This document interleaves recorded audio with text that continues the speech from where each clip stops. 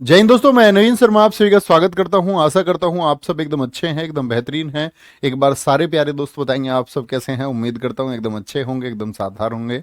मयंक धाकड़, अनु सुतार, पुष्पांजलि कुमारी, आशु कुमार, नीलम, रूपेंद्र सिंह, अमरनाथ विश्वकर्मा, कल्पना यादव, रंजना यादव, शीतल, एनिमा एलदार, आदित्य, प्रशांत, अंशिका, शिवांगी यादव, यद्विका, श्वेता, अनिता दास, अंकुर, जयपाल, शिखा, सुनील भाटी, सभी प्यारे बच्चों को बहुत स्वागत है। और प्यारे दोस्त, हम लोग पढ़ रहे थे इम्पोर्टेंट ऑर्गेनाइजेशंस। कल की क्लास में हमने पढ़ा था आपका किसके बारे में। आप लोग उम्मीद करता हूं एक बार रिवीजन करके आए होंगे। हम लोग कल पढ़ रहे थे यूएन के बारे में। यूएन के बच्चे कुछ अंगों के बारे में हम पढ़ चुके थे, जैसे जनरल असेंबली, महासभा की बात हम कर चुके थे। वहां पर सुरक्षा परिषद, सिक्योरिटी काउंसिल की बात हम कर चुके थे। प्रन्यास परिषद ने अपना काम करना बंद कर दिया था, ठीक है, ट्रस्टीशिप काउंसिल। और आपका आर्थिक एवं सामाजिक परिषद को हम देख चुके थे, ठीक है। सचिवालय हम पढ़ चुके थे, और एक अंतिम अंग हमारा बचा हुआ था जिसका नाम था इंटरनेशनल कोर्ट फॉर जस्टिस, यानी अंतर्राष्ट्रीय न्यायालय। तो आज की क्लास को बहुत फोकस के साथ में दोस्त शुरू करते हैं। उम्मीद करूंगा आप एक अच्छा फोकस बनाएंगे आएंगे। हम लोग पढ़ देंगे आज आपका इंटरनेशनल कोर्ट, और उसके बाद में आगे के ऑर्गेनाइजेशंस पढ़ेंगे। क्या बोलेंगे? इंटरनेशनल इंटरनेशनल कोर्ट फॉर, अंतर्राष्ट्रीय न्यायालय भी बोल सकते हैं, इंटरनेशनल कोर्ट फॉर जस्टिस भी बोल सकते हैं, कोई दिक्कत? आगे आएगी।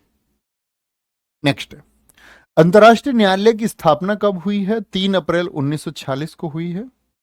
3 अप्रैल 1946 को हुई है। बोलेंगे भाई, कोई दिक्कत? बहुत बढ़िया, बहुत शानदार, वेरी गुड। अभिषेक गुप्ता जी, मेरे भाई, लव यू टू। स्थापना 3 अप्रैल 1946 को हुई है। हेडक्वार्टर कहां पर है? नीदरलैंड में। अब आप कल के मेरे क्वेश्चन का आंसर दें। अगर मैं पूछूं आपसे सुरक्षा परिषद का हेडक्वार्टर कहां पर है, सिक्योरिटी काउंसिल का कहां पर है, तो क्या आंसर हो? मैंने आपको बताया था भैया कि सबके हेडक्वार्टर न्यूयॉर्क में है, सिर्फ इंटरनेशनल कोर्ट का कहां पर है? हेग में है, ठीक है। बोलेंगे भी भैया। आशुतोष यादव जी कह रहे हैं सर सभी क्लासेस 10 मिनट लेट क्यों होती हैं? बच्चे, दरअसल में क्लास लेट नहीं होती है। जैसे पहले कोई क्लास हो रही होती है स्टूडियो में, तो 1 घंटे की क्लास होती है, 1-2 मिनट उसके छुटने में लग जाते हैं। लाइव स्ट्रीमिंग को ऐड करने में बच्चे 5-4 मिनट चले जाते हैं, तो इस वजह से वो टाइम होता है, ठीक है। बाकी ऐसा नहीं है कि कोई 10 मिनट लेट आपकी क्लास शुरू करेगा, ठीक है। आगे आएंगे। चार्टर अध्याय, अब ये ऑफलाइन तो है नहीं कि मान के चलो भैया पेन उठाया और पढ़ाना शुरू कर दिया। बहुत सही आंसर सब लोगों के आ रहे हैं। चार्टर में बच्चे चैप्टर कितने हैं इसमें? चैप्टर 5 है। आर्टिकल कितने हैं इसमें? आर्टिकल है इसमें 70, जैसे मैंने यूएन में आपको बताए थे। न्यायाधीशों की संख्या, ये बहुत इंपॉर्टेंट डेटा है, ये बात याद रखें। इसका हेडक्वार्टर याद रखें, और जो मैं महत्वपूर्ण चुन दूं वो कभी भूलना नहीं। न्यायाधीशों की संख्या 15 है। कार्यकाल कितने साल के लिए चुने जाते हैं? 9 वर्ष के लिए चुने जाते हैं, 9 वर्ष के लिए। भैया ये जो जज हैं, ये क्या काम करते होंगे? क्या मैं अपनी वाइफ से मेरी लड़ाई हो गई है, तलाक के कागज लेकर के मैं यहां जा सकता हूं इंटरनेशनल कोर्ट में? भैया हमारी किसी मैंडे को लेकर के खेत की लड़ाई है, उसने जो डॉल है हमारे खेत में को कर ली है, जा सकता हूं? नहीं। उसने मुझे गाली दे दी कि मैं इंटरनेशनल कोर्ट चला जाऊं? नहीं। इंटरनेशनल कोर्ट बच्चे दो देशों के बीच के डिस्प्यूट को सॉल्व करता है। दो कंट्रीज के बीच का जो डिस्प्यूट है, दो देशों के बीच का जो विवाद है, उसको हल करने के लिए इंटरनेशनल कोर्ट है। जैसे मान के चलो भारत पाकिस्तान का कोई विवाद हुआ, समझ पाएंगे। कार्यकाल कितने साल के लिए चुने जाते हैं? 9 साल के लिए। 15 न्यायाधीश होते हैं। कोई भी दो न्यायाधीश एक देश के नहीं हो सकते, ठीक है। कोई भी दो न्यायाधीश एक देश के नहीं हो सकते। अध्यक्ष इनमें से ही चुना जाता है, और उपाध्यक्ष भी। जिसका कार्यकाल कितना होता है, अध्यक्ष हो या उपाध्यक्ष, 3 साल के लिए। तो भैया कुल मिलाकर के ये 15 जज हैं। कितने जज होते हैं? 15 जज होते हैं। 15 जज आपस में वोटिंग करके ये चुन लेते हैं कि हमारा इन 15 में से अध्यक्ष कौन रहेगा। न्यायालय की भाषा कौन कौन सी है? वही जो यूएन की, फ्रेंच और इंग्लिश। फ्रेंच और इंग्लिश। अच्छा जी। न्यायालय का कोरम क्या है? 9 जज। भैया कोरम से क्या मतलब होता है? जैसे बच्चे आप पॉलिटी में पढ़ते होंगे कि लोकसभा का कोरम है 1/10 सीट, यानी लोकसभा की जैसे 552 सीटें अधिकतम है, तो हम क्या बोलते हैं, लगभग 55 सीट कोरम है। गण पूर्ति इसको हम हिंदी में बोलते हैं। यानी कोई भी कार्यवाही जब शुरू होगी जब 15 में से 9 जज बैठे हुए होंगे। 9 जजों का बैठा हुआ होना जरूरी है। ठीक है, आगे आएंगे। न्यायालय के पहले भारतीय मुख्य न्यायाधीश कौन है? ये डॉक्टर नगेंद्र सिंह है।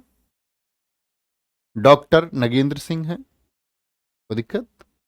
न्यायालय में पहले भारतीय मुख्य न्यायाधीश, न्यायालय में पहले न्यायाधीश कौन थे? अब भारतीय हैं ये। मतलब एक भारतीय ऐसे हैं जो चीफ जस्टिस यानी अध्यक्ष रह चुके हैं। कौन? डॉक्टर नगेंद्र सिंह हैं भाई साहब। बड़ा इंपॉर्टेंट क्वेश्चन है, ये बात याद रखें। लेकिन अगर मुख्य न्यायाधीश चीफ जस्टिस ना पूछ करके सिर्फ जज पूछ ले तो बेनिगल रामाराव साहब थे। और वर्तमान में कौन है वहां पर इंटरनेशनल कोर्ट में? दलबीर भंडारी है। कौन है जी? दलबीर भंडारी। यानी बच्चे मैंने आपको बताया इंटरनेशनल कोर्ट ये आपका बच्चे जिसका हेडक्वार्टर हेग में है, नीदरलैंड में है, दो देशों के बीच क्या करता है? किसी विवाद को सुलझाने का काम करता है। कुल जजों की संख्या मैंने आपको बताई कितनी होगी इसमें? 15 होगी। 15 में से जजों का कार्यकाल 9 वर्ष होता है। इसके चार्टर में बच्चे 5 चैप्टर हैं और 70 आर्टिकल हैं। कोरम कितना होगा? 9 जज बैठे हुए होने चाहिए। फ्रेंच और इंग्लिश में ये काम करते हैं। अध्यक्ष उपाध्यक्ष अपना ही चुनते हैं, 3 साल में चुना जाता है। ठीक है।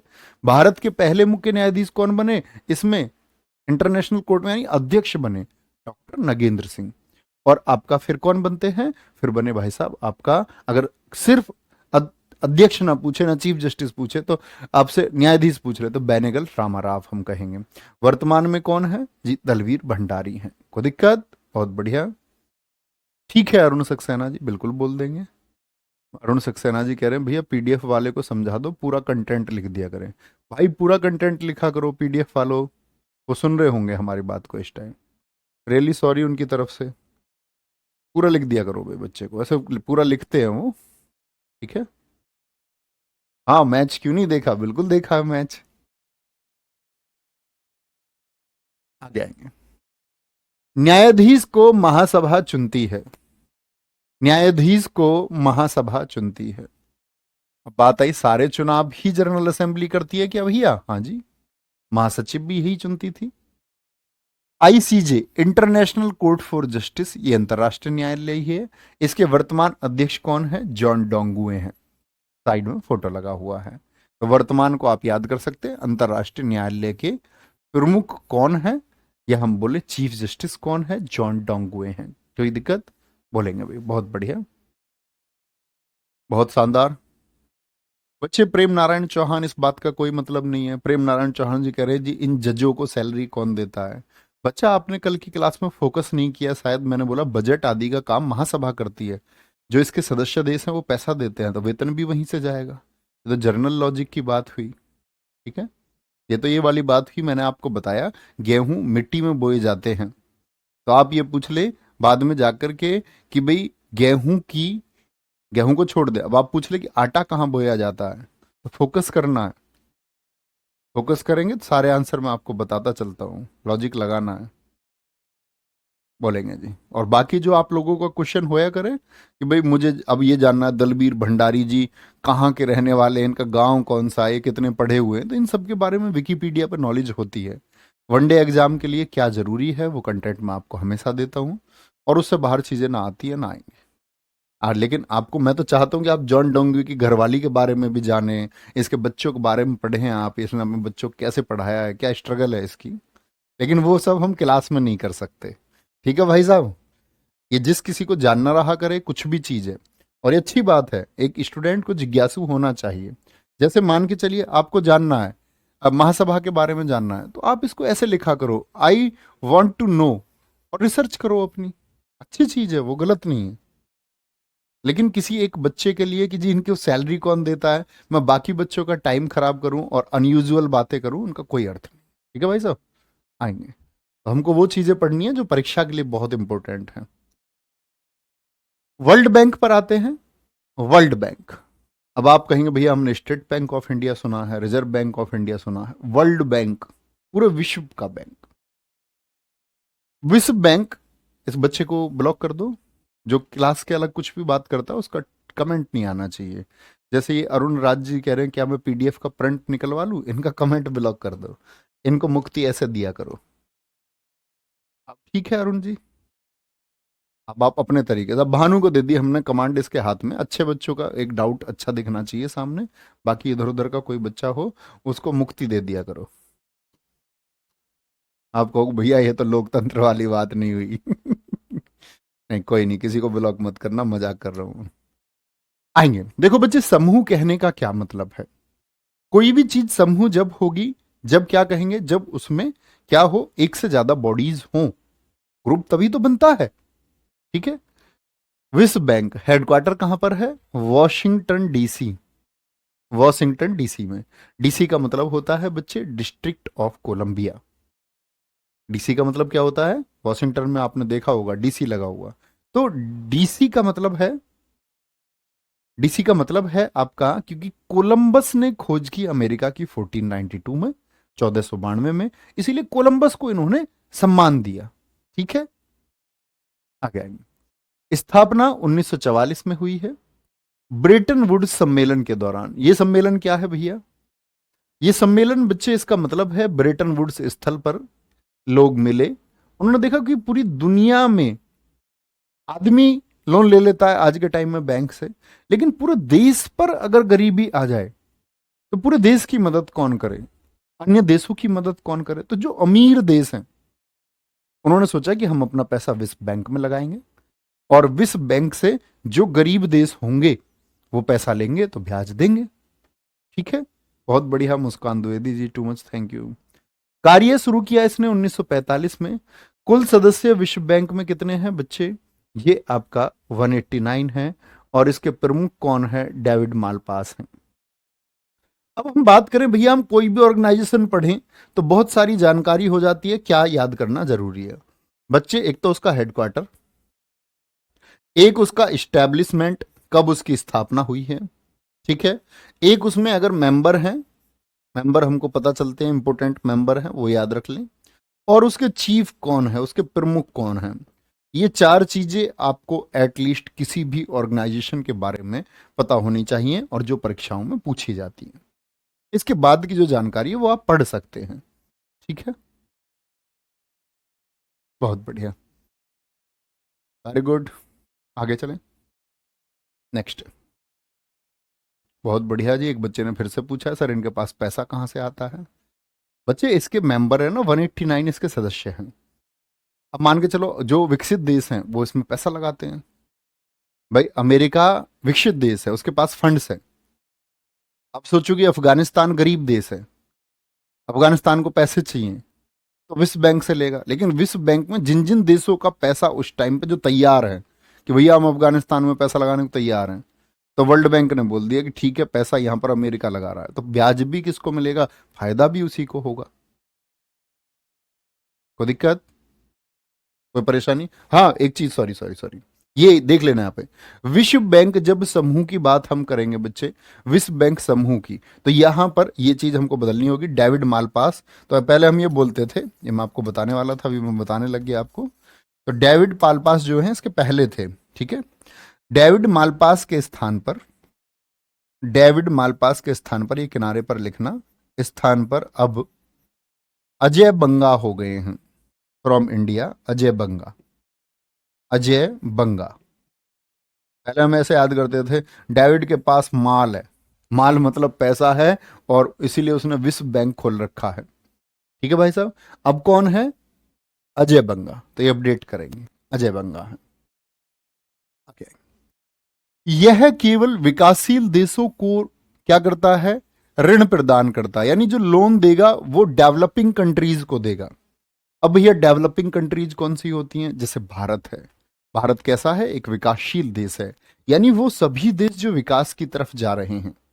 जैसे सबसे ज्यादा विकसित देश माना जाता है Germany, Japan, Canada, America, Britain, France, Italy, रूस। ये देश विकसित देश हैं जो बाकी देशों को फंड भी दे सकते हैं। Germany, Japan, Canada, America, Britain, France, Italy, रूस, बाकी और भी कई कंट्रीज हैं, मुख्य कंट्री ये मानी जाती हैं। तो विकासशील भारत है, तो क्या बोलेंगे हम लोग? हम कहेंगे कि ये डेवलपिंग कंट्रीज को ऋण देता है। विश्व बैंक का सदस्य बनने के लिए अंतर्राष्ट्रीय वित्त निगम आईएफसी, इंटरनेशनल फाइनेंस कॉरपोरेशन का सदस्य बनना जरूरी है। क्या बोलेंगे? अगर हमको वर्ल्ड बैंक का मेंबर बनना है तो हमको बच्चे आईएफसी, इंटरनेशनल फाइनेंस कॉरपोरेशन, अंतर्राष्ट्रीय वित्त निगम का सदस्य बनना है। बहुत बढ़िया, चलो जी, बहुत बढ़िया, बहुत गजब।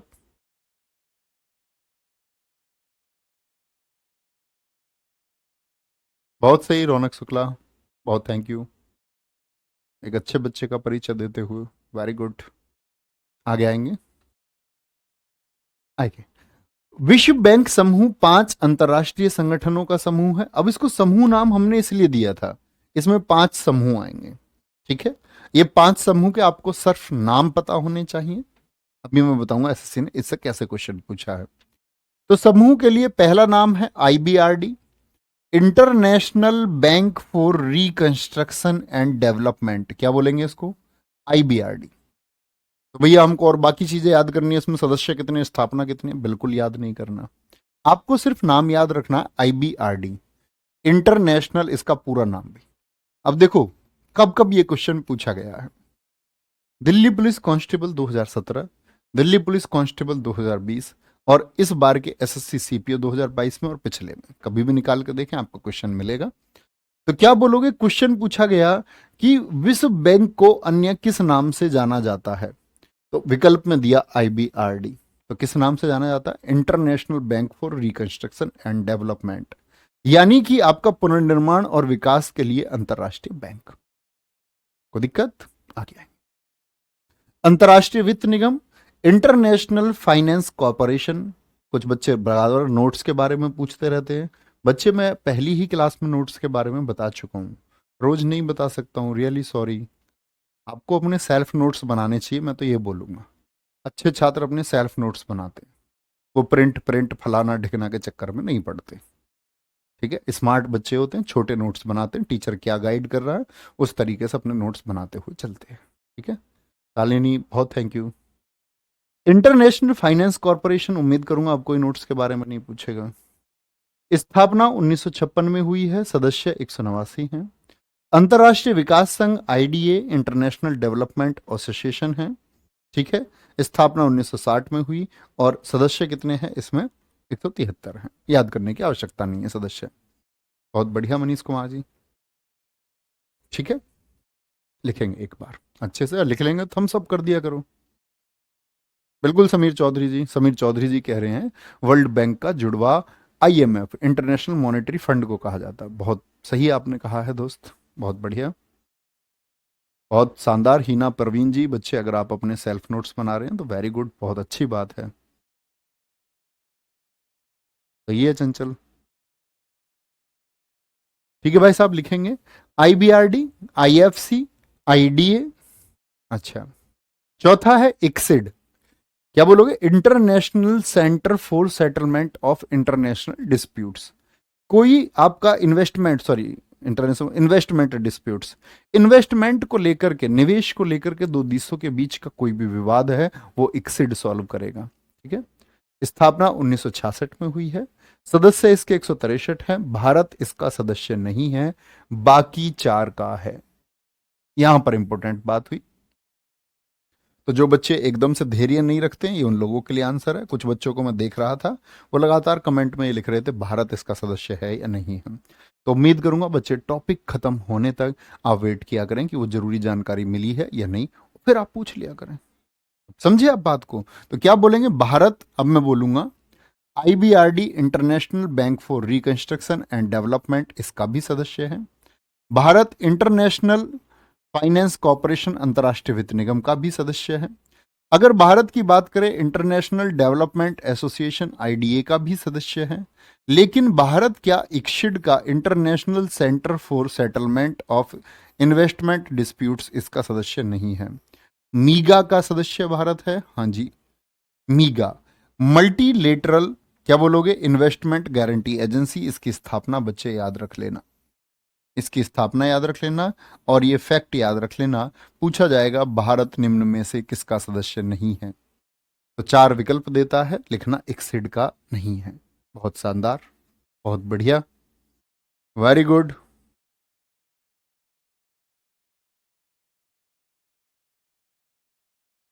हाँ ठीक है, आपका अपना चुनाव है, पीडीएफ से भी पढ़ते हैं, कह रहे हैं मैं पीडीएफ से पढ़ता हूँ, अच्छा याद हो जाता है, कोई दिक्कत नहीं है। अगर आपका आपकी पोटेंशियल किस बात में है उस पक्ष को रखिए।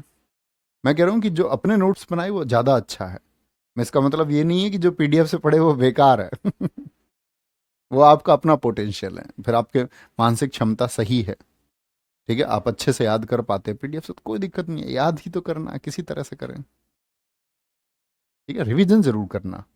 तीसरे पर आते हैं बच्चे, इंटरनेशनल मॉनिटरी फंड, आईएमएफ, पूरा फुल फॉर्म यहां लिखा हुआ है, इंटरनेशनल मॉनिटरी फंड, मैं भी लिख देता हूं, IMF, international monetary fund,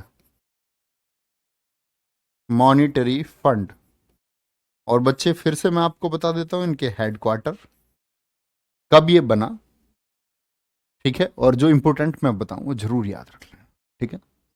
IMF 1945 में 29 देशों के साथ अस्तित्व में आया, यानी कि एग्जिस्टेंस में आया कि एक ऐसा बैंक बनेगा, मुद्रा के लिए ही है, और इसी को बोलते हैं वर्ल्ड बैंक का जुड़वा, वर्ल्ड बैंक का जुड़वा संगठन। ट्विंस हैं ये दोनों, क्योंकि इन दोनों का काम एक जैसा है, वो भी लोन देता है, ये भी लोन देता है, ठीक है निक्की भी, आगे आएंगे।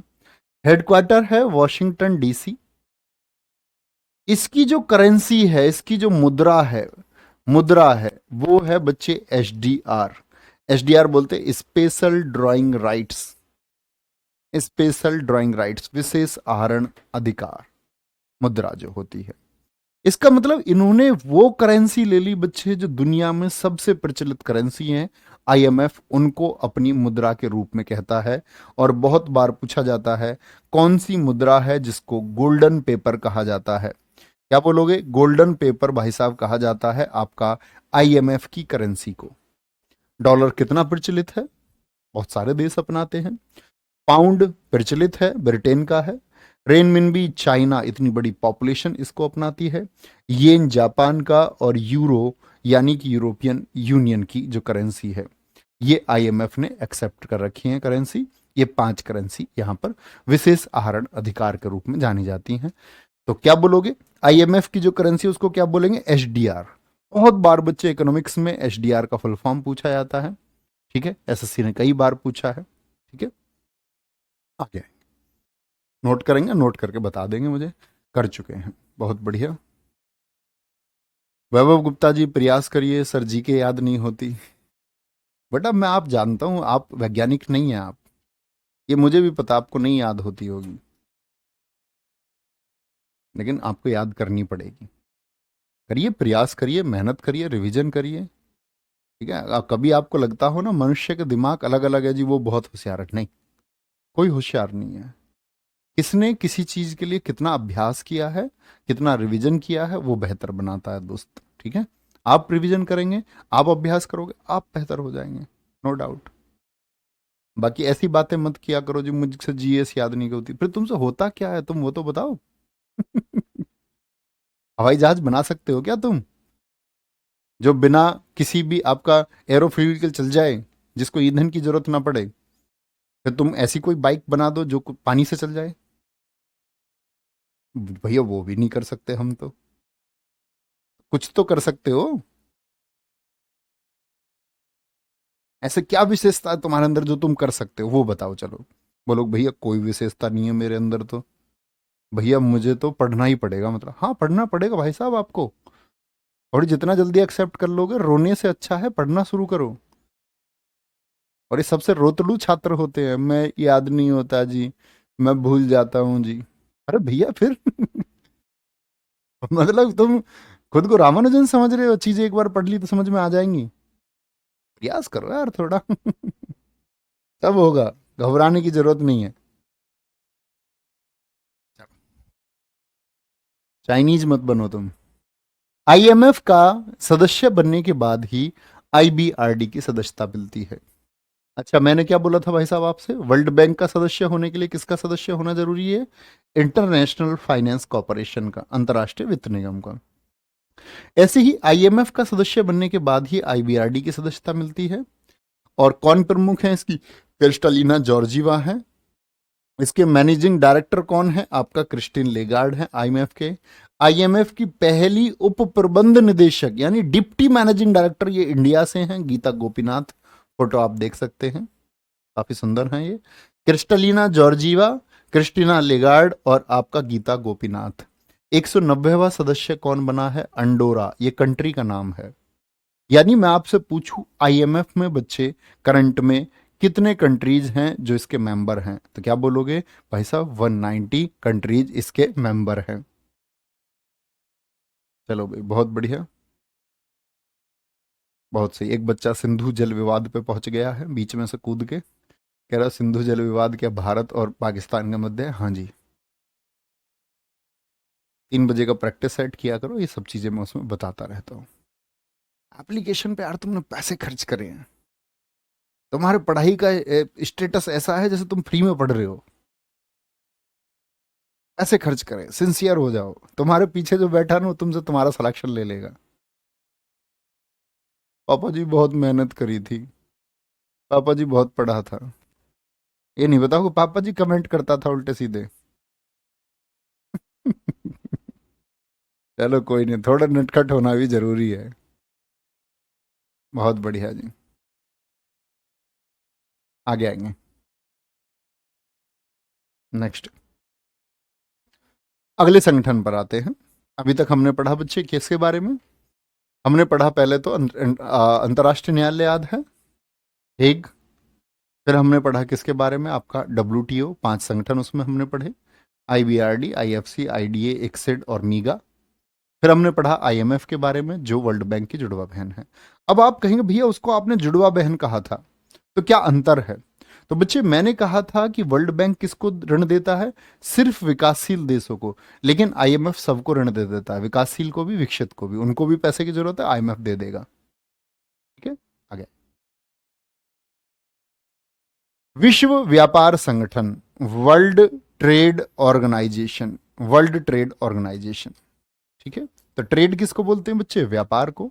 तो सीधी सी बात है, पूरी दुनिया के बीच व्यापार को संतुलित करने के लिए है। 1947 से इसकी शुरुआत होती है, एक संगठन बनाया गया, आईटीयू, इंटरनेशनल ट्रेड यूनियन। भाई बच्चे सारे देश अलग अलग हैं, सब देशों के बीच व्यापार होता है, इंपोर्ट एक्सपोर्ट होता है।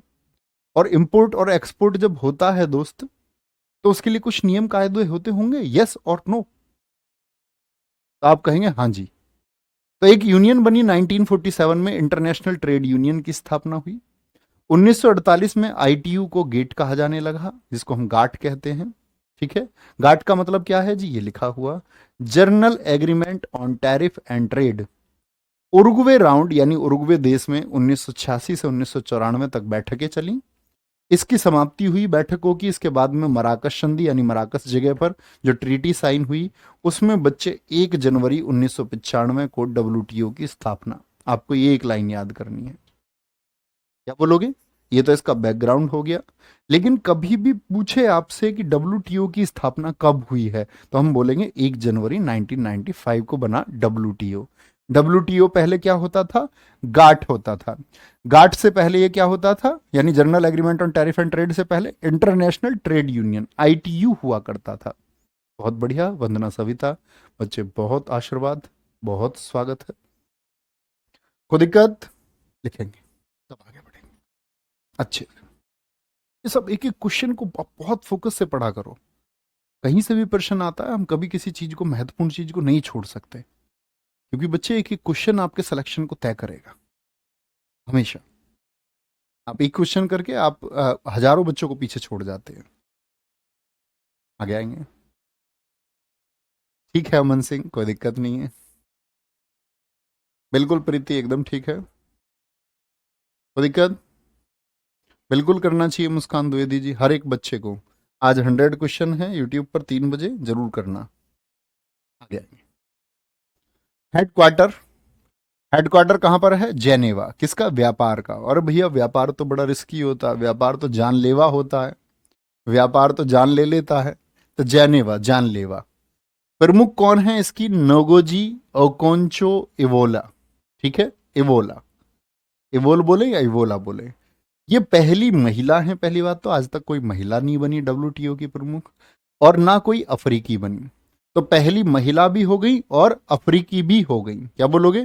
पहली महिला भी हो गई और अफ्रीकी भी हो गई। कुल सदस्य कितने हैं डब्ल्यूटीओ में? बहुत इंपॉर्टेंट है। और भैया नोकोजी ओकोंजो इवोला, इनको भी याद रखेंगे ताई जी को। 164वां अफगानिस्तान।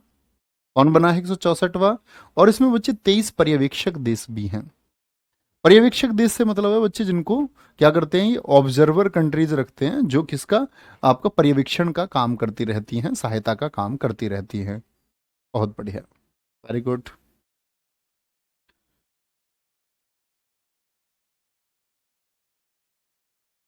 बताएंगे, बहुत बढ़िया। चलो भाई।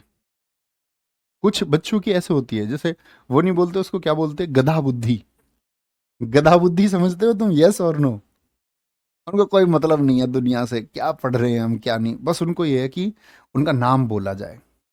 कोई कहता है भैया जी आप मेरे कमेंट का उत्तर कभी नहीं देते हैं। कोई कह रहा मेरा कमेंट नहीं दिख रहा है सर, क्या? सर जी प्लीज मेरा नाम पढ़ लो। अबे तुम गधा बुद्धि हो सब।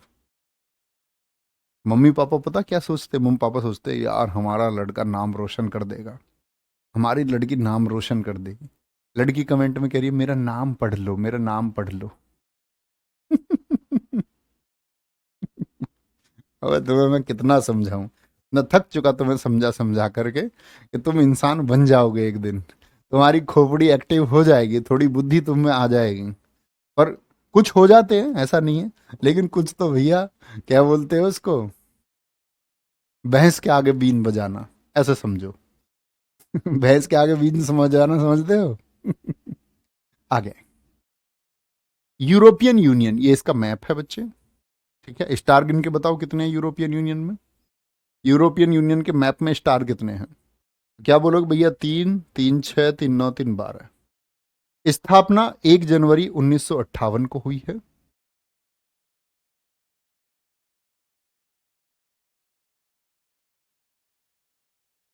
बोले जी। यूरोपियन यूनियन की स्थापना कब हुई? 1 जनवरी 1958 को हुई है। कौन सी संधि से हुई है? रोम की संधि से। एक बार नोट कर लेंगे तब मैं बताता हूं।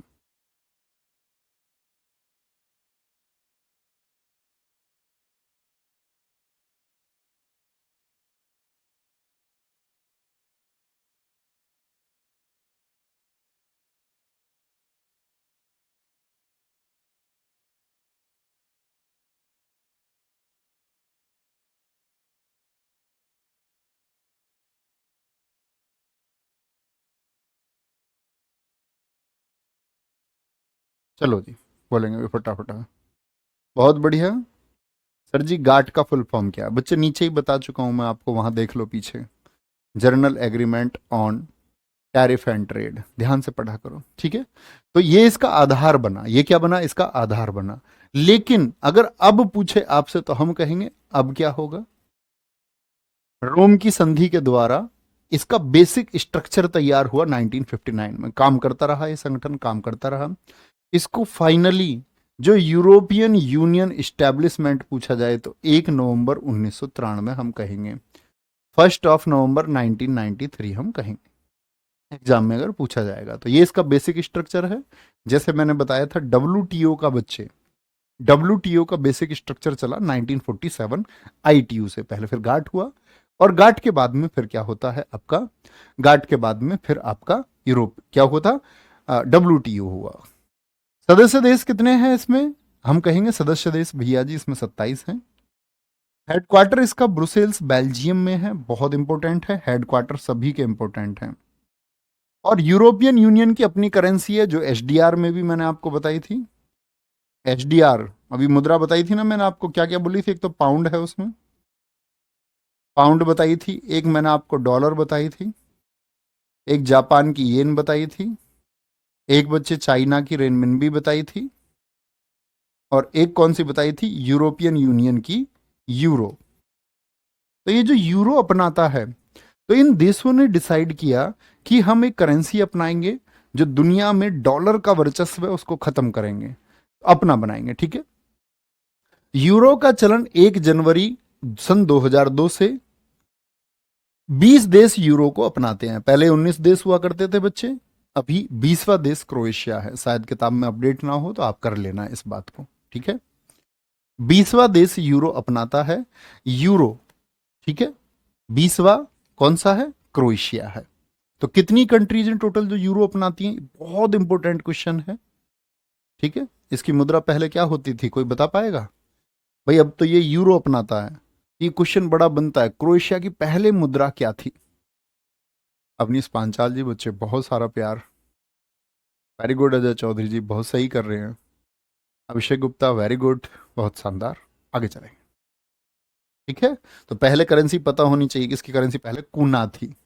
लिखा हुआ नहीं है इसमें, कहीं भी नहीं है तो लिख लेना इसको भी। पहले इसकी करेंसी हुआ करती थी कूना, क्रोएशिया की कूना करेंसी थी इसकी। आगे, अच्छा अभी हमने देखा था इसमें कुल कितने देश हैं? 27। पहले 28 हुआ करते थे, लेकिन ब्रिटेन 2020 में यूरोपियन यूनियन से बाहर हो गया, ठीक है। वहां की जनता ने इसके लिए जनमत संग्रह किया, रेफरेंडम हुआ, प्लेबिसाइड जिसको आप वो कहते हैं, जनमत संग्रह। तो लोगों ने कहा हम यूरोपियन यूनियन से बाहर होंगे, हमको यूरोपियन यूनियन में नहीं रहना है। तो ये घटना क्या हुई? BR फॉर ब्रिटेन एग्जिट, यानी कि बाहर हो गया। कभी भी पूछे ब्रेक्जिट घटना कब हुई, या ब्रेक्जिट क्या है? ब्रिटेन का यूरोपियन यूनियन से बाहर हो जाना 2020 में। वेरी गुड, बहुत शानदार। कविता मौर्य जी, पूना, स्नेहा गौतम, हिना परवीन, लड़कियां आंसर कर रही हैं सारी। मनीषा सिंह, आरती गुप्ता, सुहानी प्रजापति, अंशिका, एक लड़का बीच में, केशव यादव, सत्तर नगर, वेरी गुड, या सत्तार नगर। EU को 2012 का शांति का नोबेल पुरस्कार मिला। लड़कों को खुद से ही फुर्सत नहीं है, बड़े बिजी हैं बेचारे, उत्तर देने में इनको दिक्कत होती है। दे तो सब जो पता हो। ठीक है, मैं कहता भैया हमें पता होता, हम बताते नहीं है ना, वह पागलो। यूरोपियन यूनियन को 2012 का शांति का नोबेल पुरस्कार भी मिल चुका है। वर्तमान अध्यक्ष कौन है इसकी? उर्सुला वान डेर लेयन है। उर्सुला, एक नाम याद कर ले, उर्सुला सिर्फ, ठीक है।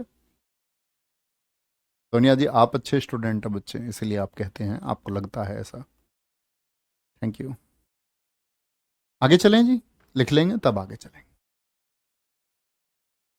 ठीक है। सॉरी, एक बार लिख लेंगे तब आगे चलेंगे। बिल्कुल बिल्कुल, बहुत शानदार। सर नोट्स तुरंत अपलोड कर दिया करो। नहीं बच्चे, नोट्स तुरंत अपलोड कैसे हो जाएंगे? पहले लिखे जाते हैं नोट्स, टाइम लगता है, ठीक है। तो तुमको इतनी जल्दी है तो तुम तो नोट्स बना लिया करो क्लास से ही। हाँ भाई, पगलू, फिर 5 मिनट भी देरी नहीं लगेगी। और ये शिकायतें कभी ख़त्म नहीं हो सकती। अच्छा बच्चे को कोई शिकायत नहीं होती, और तुम पागलो अच्छे बनोगे नहीं, तुम्हारी शिकायतें नहीं ख़त्म होंगी। अब तक ही ख़त्म नहीं हुई तुम्हारी, घर शिकायतें ख़त्म नहीं हुई अपने। लिखेंगे भैया, अलग चले। सुधरोगे बेटा एक दिन तो, मेरे कहने से नहीं सुधरोगे तो किसी दिन और सुधरोगे, कोई और स्थिति सुधारेगी। अभी सुधर जाओगे तो बहुत बढ़िया रहेगा, जिंदगी आसान रहेगी, मेरी बात मान लोगे तो। नहीं मानोगे तो आपकी मर्जी है। NATO, North Atlantic Treaty Organisation, अभी ये संगठन बहुत बच्चे चर्चा में आया। रूस यूक्रेन वॉर के बारे में जानते हो? यस और नो? नहीं जानते हो तो इसका मतलब है आप इंस्टाग्राम में ज्यादा बिजी रहते हैं, आप रील्स ज्यादा देखते हैं, आपको दुनिया में जो चीजें बहुत हॉट टॉपिक है उनके बारे में जानने की इच्छा बिल्कुल नहीं रहती। तो ये दर्शाता है कि आप एक अच्छे छात्र नहीं हैं, कल हो जाएंगे। मेरी बात सुन के अच्छा होने के लिए प्रेरित हुआ करो। मैं तुम्हारे लिए, तुमको इसीलिए ये बोलता हूँ सारी चीजें, कि तुम ये चुनाव कर पाओगे जी नहीं भैया अब करेंगे, अभी तो करो। रूस यूक्रेन वॉर इसी एक नाटो संगठन की वजह से हो गया। NATO, North Atlantic Treaty Organisation, स्थापना बहुत इंपॉर्टेंट है, 4 अप्रैल 1949। संस्थापक सदस्य कुल 12 देशों ने मिलकर के इसको शुरू किया। जानने की बिल्कुल जरूरत नहीं है 12 कौन है। अध्यक्ष हैं, बहुत सारे बच्चों ने लिखा है जी वो रूस यूक्रेन युद्ध के बारे में जाना है, उन्होंने पढ़ा है, बहुत अच्छा लगा जान करके, बहुत अच्छी बात है। अध्यक्ष है मिस्टर जेम्स स्टोलनबर्ग, सदस्य इसमें 30 हैं, ये इंपॉर्टेंट बात है। मेंबर कितने हैं? 30 मेंबर हैं। हेडक्वार्टर ब्रुसेल्स में है। और 29वां बेशक याद नहीं करना, लेकिन 30वां सदस्य देश मैसिडोनिया है। क्या बोलेंगे? 30वां सदस्य देश मैसिडोनिया है। अब ये नाटो क्या कहता है? नाटो कहता है कि हमारे जो भी सदस्य देश हैं, जैसे अमेरिका इसका सदस्य है, नाटो कहता है कि हम में से किसी एक देश से अगर कोई युद्ध करेगा तो वो बाकी कंट्रीज पर युद्ध माना जाएगा, बाकी नाटो कंट्रीज पर युद्ध माना जाएगा। इसीलिए क्या कर दिया, यूक्रेन ने सोचा कि मैं नाटो में शामिल हो जाता हूं। अब यूक्रेन अगर नाटो में शामिल हो जाता, और यूक्रेन और रूस की सीमाएं लगी हुई हैं, तो नाटो की फौज कहां तक पहुंच जाती? रूस की सीमाओं तक। अमेरिका तो यही चाहता है। इसीलिए रूस ने कहा कि यार तुम हमारे पड़ोसी हो, तुमको हम सुरक्षित रखेंगे, तुम उन अमेरिका वालों का क्यों विश्वास कर रहे हो और नाटो के पास क्यों भागने का सोच रहे हो? हमसे बोलो क्या समस्या है? आप हमसे अलग हुए, हमसे सीमाएं मिलती हैं, तुम्हारी पड़ोसी से अच्छा रिश्ता बनाए। जैसे पाकिस्तान अमेरिका के पास भागता है, कुछ मिला भाग के अमेरिका के पास जाने से? अपना नुकसान किया है। वो खा जाता है, वो बर्बाद कर देता है इकोनॉमी को। क्या बोलोगे? क्या मजे किए उन्होंने पाकिस्तान के साथ में, बर्बाद कर दिया उसको। क्या बोलेंगे जी? आप कहेंगे हाँ जी, इसीलिए रूस यूक्रेन वॉर हुआ। रूस यूक्रेन वॉर हुआ, ठीक है।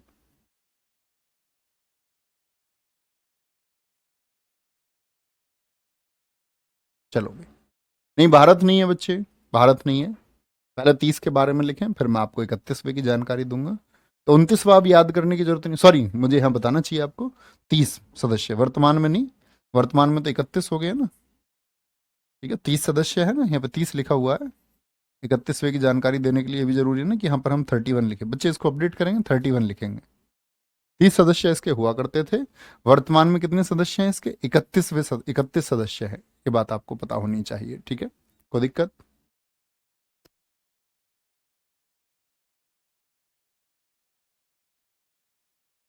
बहुत बढ़िया। गुरुजी अफगानिस्तान से अमेरिका क्यों भाग गया? क्यों रहे वहां, कुछ बचा नहीं है,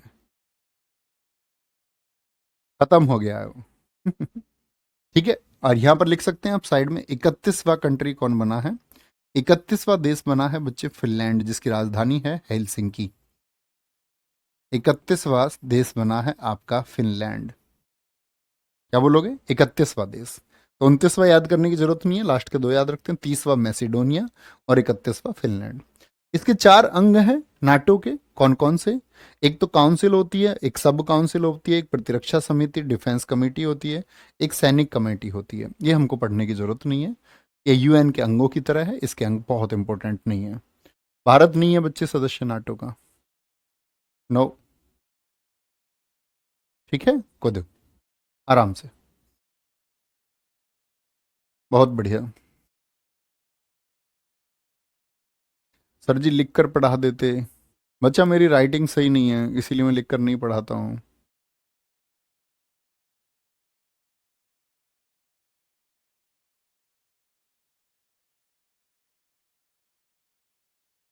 आगे आएंगे, तो दिक्कत। बहुत बढ़िया बिस्माया Kumar Pathak ji, hate you to. Next, अगला संगठन आता है बच्चे सार्क। इसके बारे में हम कल यहां से पढ़ना शुरू करेंगे, ठीक है। टमारो, टमरो टमरो हम यहां से पढ़ेंगे भैया। कहाँ से? सार्क से। ये आप लिख करके तैयार रह सकते हैं। और बाकी रिवीजन हर रोज करना है। हर बात बच्चे मैं रोज नहीं कह पाऊंगा आपसे। आपकी परफॉर्मेंस परीक्षा में आपको बताएगी कि जीएस कितना इंपॉर्टेंट पार्ट है और उसमें स्टैटिक का कितना इंपॉर्टेंट रोल है। ठीक है ना, घोट के पी जाओ इसको, ये समझ लो। ये घोट के पी जाओ। 3 बजे वाला प्रैक्टिस सेट यूट्यूब पे करते रहो। मैं कहता हूँ दुनिया में कहीं कुछ तुम्हें कोई बताए, वो फॉलो करके देख लो, चाहे 6 महीने 8 महीने 1 साल पेपर दे लो 2 4। और जो मैं कह रहा हूँ वो फॉलो करके देख लो, और रिजल्ट एक बार दोस्त देख लेना। अभी तक रिजल्ट दिए हैं और अभी देंगे। शोर हम मचाते नहीं, ठीक है। गाने गाने हम पे आते नहीं। मार्केट में जो ड्रामा होता है उस सबसे हम दूर रहते हैं, वो ड्रामा हमसे करना आता नहीं, ना हम करेंगे कभी। तो ये बात याद रखिए, जो गाइड कर रहा हूँ वो पढ़ें, स्टैटिक पढ़ें, 3 बजे का प्रैक्टिस सेट करें, ऑल ओवर। ख्याल रखिए, बाय बाय, टेक केयर, जय हिंद, जय भारत, जय माँ सरस्वती, थैंक यू।